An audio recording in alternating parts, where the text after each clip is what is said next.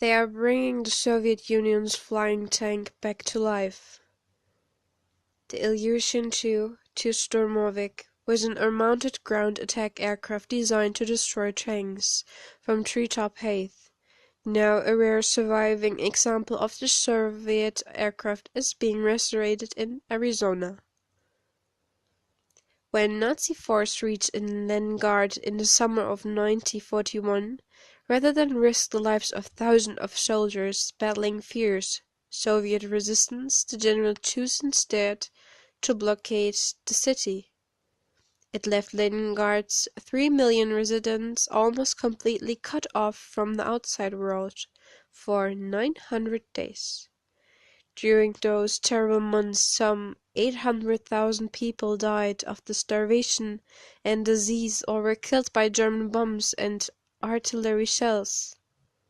But finally, on 27 January 1944, Soviet force broke through German lines, opening a corridor to the devastated city.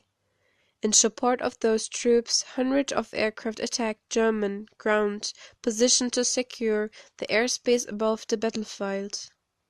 The next day, as the Germans were being driven back further, one of those planes, an Ilyushin Il-2 Sturmovik attacker ground attack aircraft, ditched in a lake south of the city.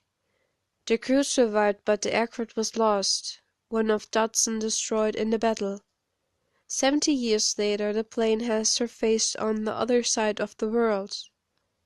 This was recovered from the lake in the early 1990s, says James Demme, the director of aircraft restoration at the Pima Air and Space Museum in Tucson, Arizona.